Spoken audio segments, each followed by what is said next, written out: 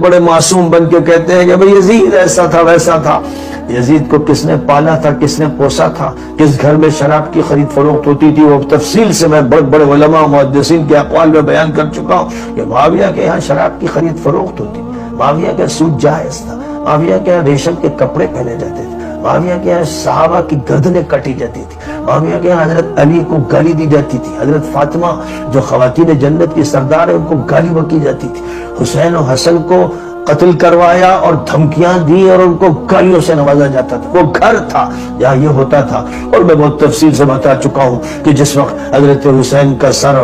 اور دیگر افراد کا سر یزید کے دربار میں لایا گیا تو وہ فخر کے ساتھ یہ اشعار پڑھ رہا تھا کہ کاش کہ میرے آبا و اجداد جن کو بدر میں کاٹ کے پھینکا تھا علی نے, کاش کہ وہ آج ہوتے اور خوش ہوتے کہ میں نے محمد کے خاندان سے بدلہ لے لیا ہے.